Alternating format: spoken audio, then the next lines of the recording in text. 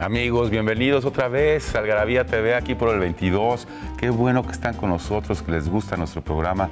Y hoy vamos a hablar de muchas cosas padrísimas, artísticas, geométricas. Geométricas, escultóricas, mexicanas y de maestros del arte. Y está con nosotros el maestro escultor Sebastián.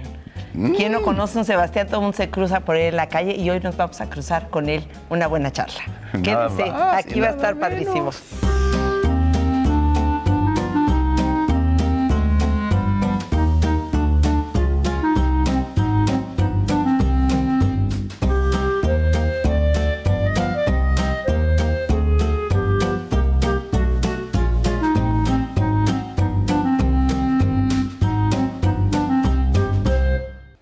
Pues sí, señoras y señores, de lujo, el programa de lujo.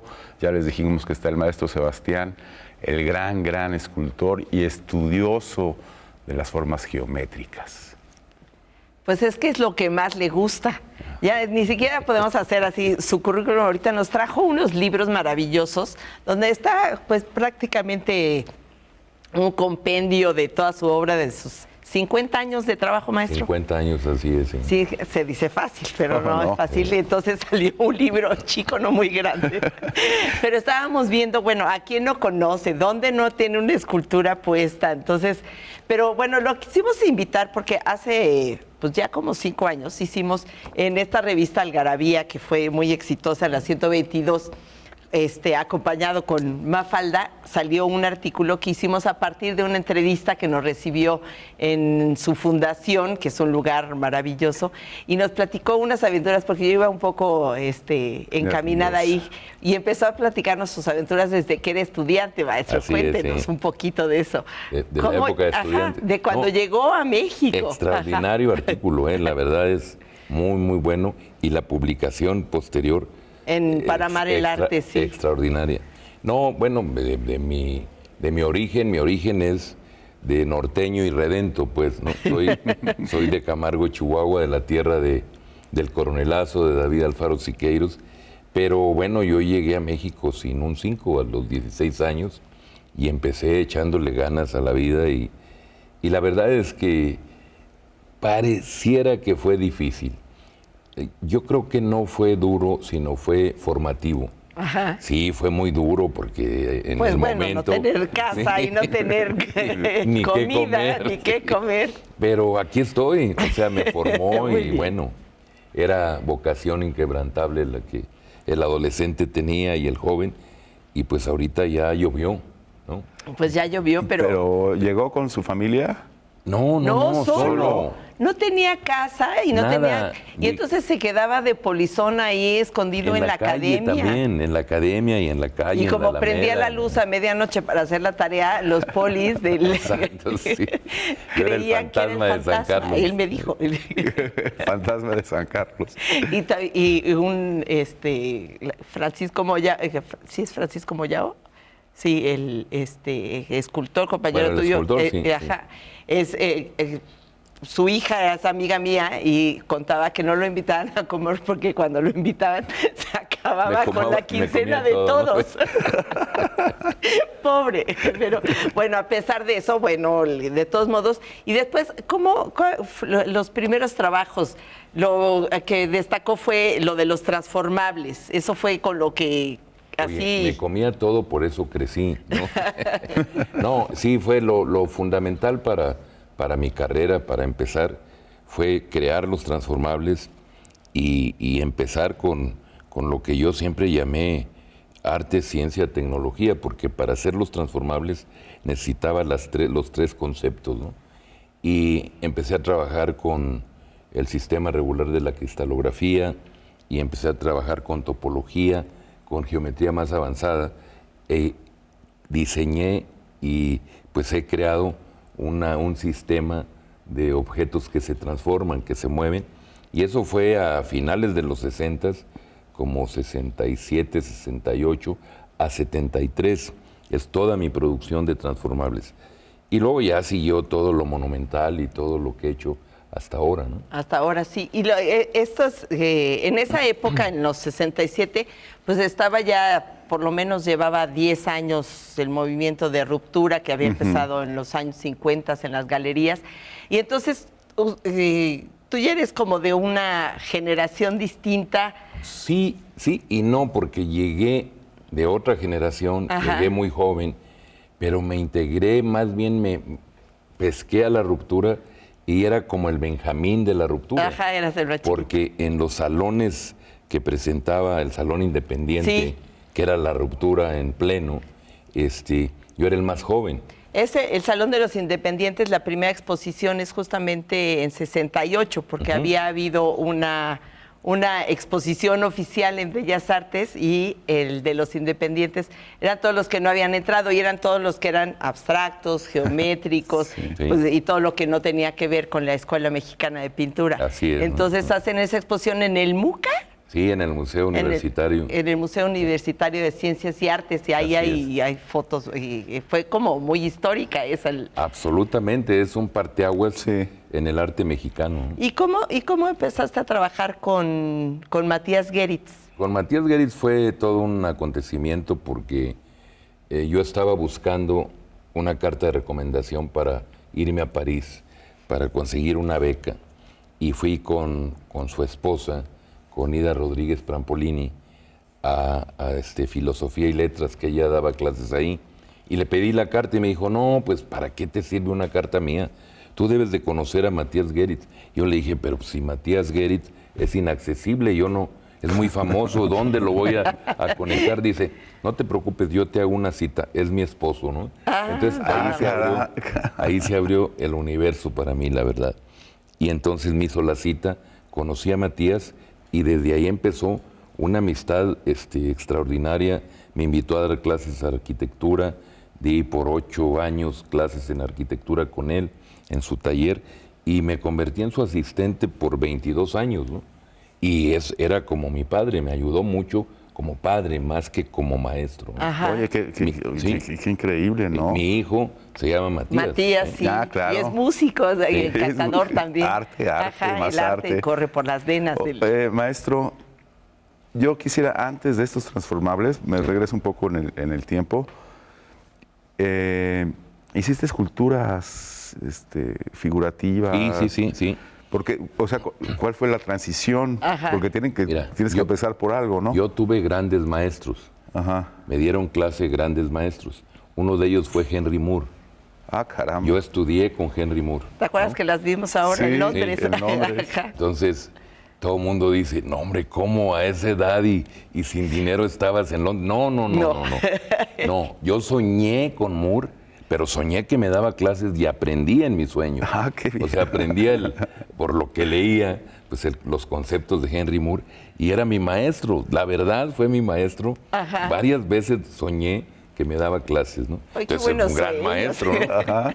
Pero ahí descubrí que Moore había bebido muy fuerte de la tradición mexicana, sobre todo del chacmol, esa pieza extraordinaria prehispánica, que es genérica para todas las culturas por la religión prehispánica.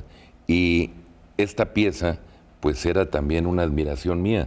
Cuando me di cuenta que Moore había bebido de eso, pues ya no volteé a ver a Moore, sino volteé a ver a mi raíz, a mi origen, a toda la esencia de lo mexicano. Y aprendí eso, aprendí que un artista debe de beber de su raíz, debe de ser tremendamente de un lugar, de su origen profundo, y luego transformar eso y convertirlo en universal. Es lo que han hecho todos. Tamayo hizo eso, Toledo hizo eso. Sí, claro, Toledo. Moore, Picasso, todos bebieron de su raíz primigenia, hasta de lo artesanal, y luego transformaron y se convirtieron en universal. Qué bien, qué bien. Bueno, pues vamos a hacer una pausa, vamos a ir con el maestro Sebastián. Quédense, esto está padrísimo, no se vayan. ¿Cuándo fue la última vez que reíste mucho? La risa es la acción que produce tu boca cuando algo te parece muy gracioso. Sin embargo, la boca no es la única parte del cuerpo que participa cuando te ríes. Con cada carcajada, se mueven alrededor de 400 músculos. Se activan tu nariz, orejas, ojos, garganta, abdomen, etc. Tu corazón bombea mucho más rápido y los pulmones reciben más aire. El estómago te puede doler, ya que los músculos abdominales también intervienen. Tu cerebro produce sustancias químicas llamadas neurotransmisores. Entre ellas se encuentran endorfinas, te ayudan a sentirte de mejor ánimo y más calmado. Te dan la sensación de felicidad. Serotonina también te hace sentir feliz. Te ayuda a controlar el estrés y elimina la tristeza. Dopamina se libera en menor cantidad. Te ayuda con el aprendizaje y la memoria. Adrenalina te hace sentir con energía y que quieras hacer muchas cosas.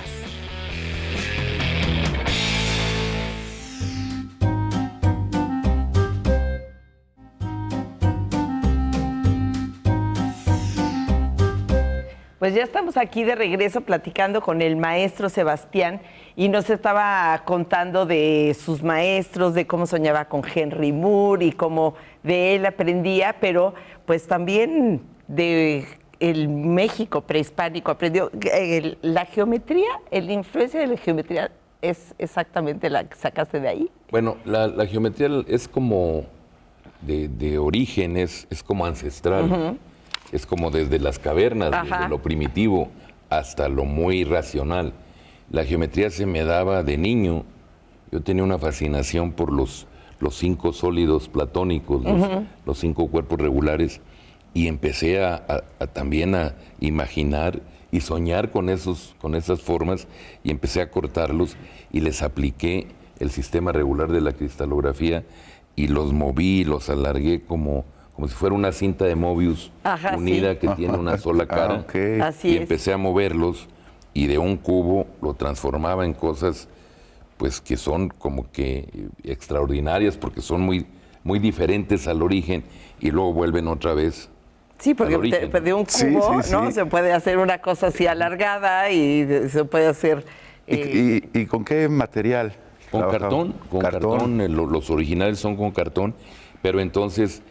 se puede entender el asunto de la transformación topológica. Si eso pasa en esos cubos, con esa transformación, pues es como en las tazas. Una taza de café es una dona desde el punto de vista topológico, ¿no? Matemático. Y uno piensa cómo se alarga y se transforma y se vuelve una dona, o luego vuelve otra vez a convertirse en una taza de café. En una taza de café. Increíble, ¿no? Eso ya es justamente son las dimensiones de Sebastián, así le pusimos al artículo, porque estás hablando de la transformación, del paso de la tercera dimensión a la cuarta, a la quinta. A N dimensiones, sí. Desde el punto de vista espacial, geométrico, matemático, pues a veces son N dimensiones. Hay muchas dimensiones espaciales. Y aparte, pues está la dimensión del espacio-tiempo, pero eso ya se mete uno en física, ¿no? Sí, por supuesto. Entonces entiendo, maestro, que hay que entender de matemáticas para hacer esculturas de estas. Pues más que entender, tener una pasión por la naturaleza y tener una pasión justamente por las matemáticas, pero creo que todos los artistas la tenemos intuitivamente, conscientes o no, todos los seres humanos. Porque bebemos de la naturaleza, somos naturaleza, estamos en la naturaleza, pero cuando lo hacemos consciente y lo llevamos a la razón ya científica, matemática y más a fondo, pues sí es un goce y es una conciencia, pero todos tienen esa conciencia de inconscientemente, aunque sea redundancia ahí, conciencia inconsciente, de hacer obras que tienen una carga matemática en su estructura, en su visión, en su lenguaje, ¿no? Me parece padrísimo. Después de estos, habíamos quedado del 68 al 73, los transformables. ¿Qué siguió? Bueno, después de los transformables me sirvieron como patrón ordenador para toda la obra posterior. Y lo que siguió es que empecé a hacer escultura monumental, grandes piezas, pero un poco igual, inspirado en el origen. Desde las cavernas el hombre sintió la necesidad de poner hitos y que se convertían en íconos, que son los dólmenes, los menires para tumbas, para cuestiones religiosas o simplemente para no perderse en la inmensidad de la selva, por ejemplo, ¿no? Es decir, después, un hito es un signo, un ente artificial que señala un lugar. En los ranchos le dice el espíritu. En los ranchos le dice el mojonera. Pero que provoca el espíritu. No es lo mismo poner camino para allá, sino que provoque algo. Sí, pero desde las cavernas, luego empezó ya con la visión del urbanismo en Roma, se empezaron a utilizar elementos que eran de la arquitectura, pero ya estaban separados y se convertían en una especie de escultura urbana.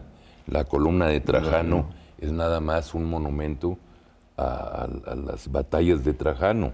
Los arcos de triunfo están separados de lo arquitectónico y son nada más conmemorativos. Y en esa transformación de la historia del arte, pues entro yo en mi época y hago esos elementos monumentales que son para eso, para señalar, para ubicar y para que se conviertan en íconos, en hitos. El caballito es un ícono de la Ciudad de México. Sí, bueno, claro, y es referencia absoluta, ya todo lo ves y sabes igual, perfectamente dónde estás. ¿Cuál fue la primera así monumental que hiciste aquí en México? En México, la monumental es el caballito. Ajá. Pero antes había hecho yo en Denver.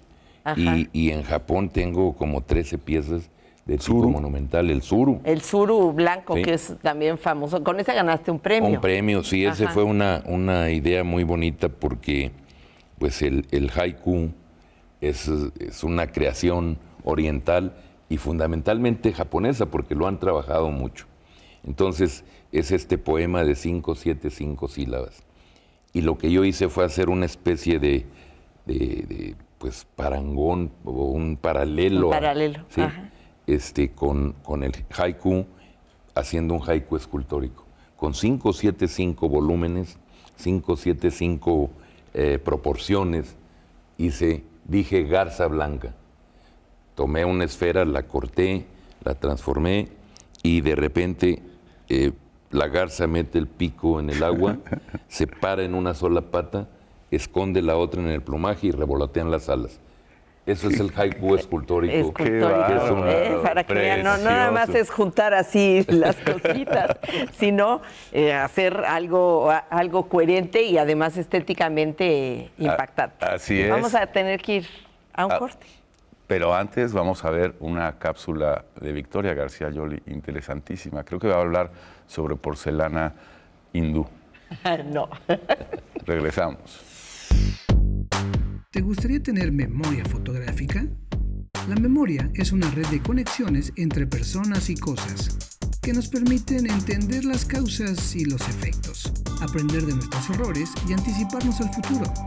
Tenemos una tendencia a recordar a las personas y los eventos que tienen alguna importancia emocional. Es por eso que olvidar un aniversario es una gran ofensa. En realidad, todos tenemos cierto tipo de memoria fotográfica, ya que la información visual es mucho más fácil de recordar. Tener buena memoria para algo no es garantía de que funcione igual para todo. Incluso los recuerdos visuales que parecen aproximarse al ideal fotográfico están lejos de ser una verdadera fotografía. La memoria fotográfica depende de un conjunto de factores, como la genética, las habilidades innatas, las experiencias y el desarrollo cerebral de cada persona.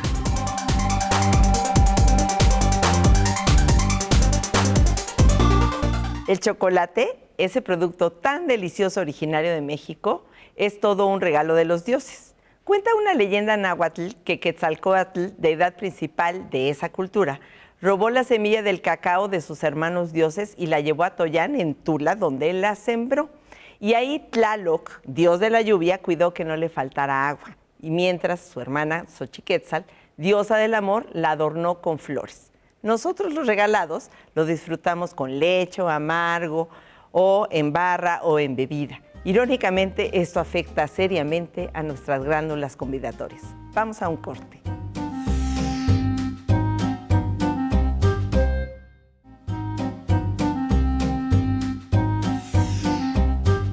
Pues ya estamos aquí de regreso y todavía tenemos mucho que platicar con el maestro Sebastián porque falta que bueno, ahorita nos preguntábamos, ¿y cómo sucede o qué tiene que suceder para que haya una de estas monumentales esculturas? Por ejemplo, la puerta de Chihuahua o ¿cómo se da un proyecto así, la de Torreón? Bueno, lo que siempre estábamos comentando, que es cuestión de sumar todas las voluntades que se necesitan para poder hacerlo, que es la política, la económica, la social y la plástica. La plástica es más sencillo porque pues, es mi voluntad y por supuesto que yo la tengo toda, ¿no? Pero la política es muy complicada porque ahí es de Ajá, de pincitas. ¿no? Sí. Y luego la económica, pues más, porque es el dinero. Es el dinero y luego ser baratas. Viene la social, que es la del pueblo, y la crítica más dura.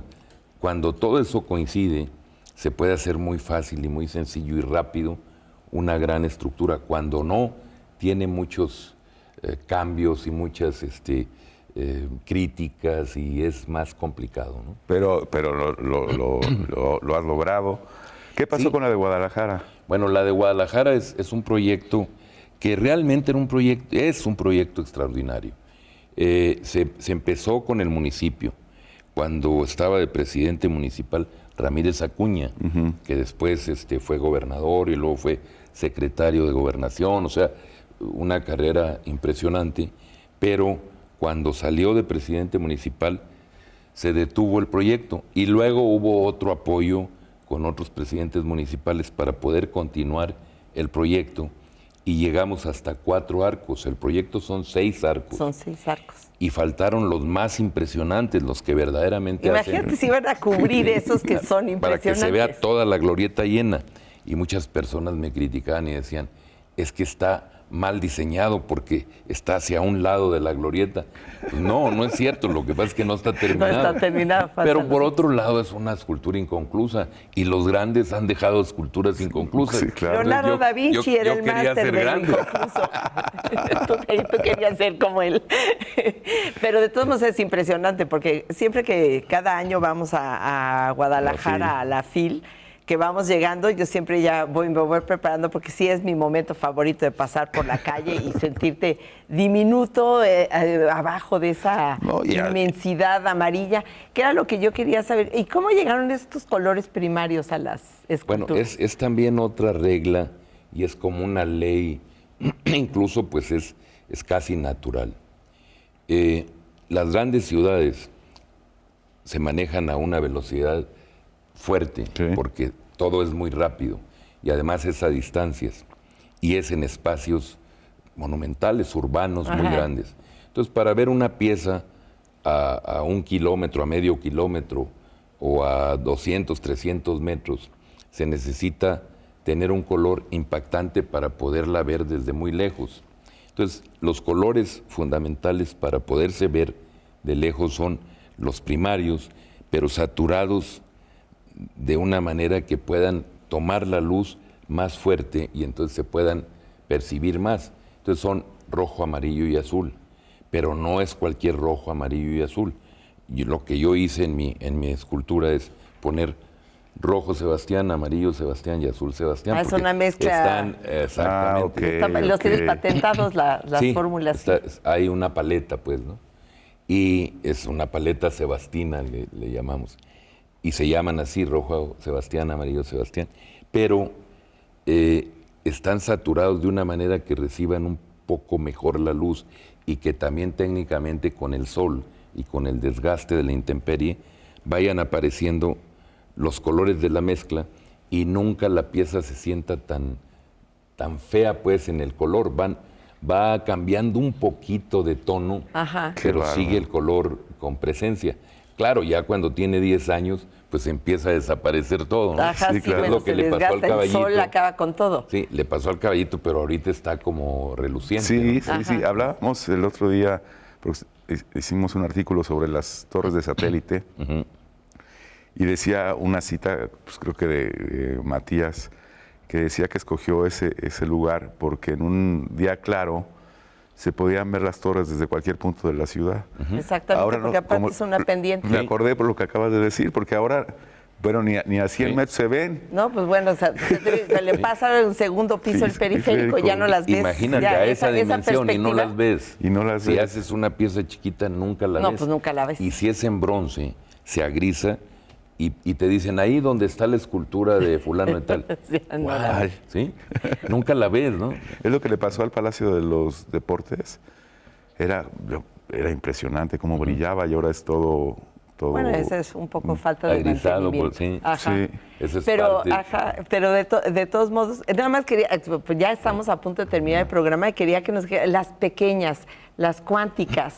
Las cuánticas es otro cantar, Ajá. pero a final de cuentas es lo mismo, es la naturaleza. Las cuánticas están hechas pensando en cónicas incrustadas en una superficie plana, hago un trazo y encuentro una simetría, siempre simetría 5, para de ahí las proyecto con círculos que me dan como pues cómo se mueve una partícula, el spin Ajá. de una partícula. La vuelta completa. Sí. Ajá. Para poderla calcular se necesita una cónica. Entonces yo lo que hago es meter varias cónicas en un espacio. Así como si se cruzaran todas. Exactamente. Ajá. Qué bárbaro. Y esas cónicas hacen y aparentan el movimiento del spin moviéndose en el espacio, y entonces casi siempre hago la mitad y luego genero y proyecto la otra mitad, y cuando las giro se va transformando la superficie y va de 2 dimensiones, más bien de 3 dimensiones, que es el volumen, y cuando las giro aparecen una cinta continua que se convierte en 2 dimensiones, que tiene una sola cara y una sola arista. Entonces eso es una cuestión de modelo matemático, pero se llaman cuánticas, ¿no? Qué bárbaro. Pues qué se acabó rápido, Fer, tu cápsula. Sí, se nos fue el tiempo rapidísimo. Fíjense que en Estados Unidos alrededor de 11,000 personas se lesionan cada año al intentar nuevas posturas sexuales. Así que calienten antes o hagan algo. Hay que hacer calistenia antes. Sí. Maestro Sebastián, o no se arriesguen tanto. Muchísimas gracias. Esto fue un placer tener al maestro Sebastián. Fer. Nos vemos, gracias, Todos, maestro. hasta luego. Hasta luego, gracias. Hasta la próxima.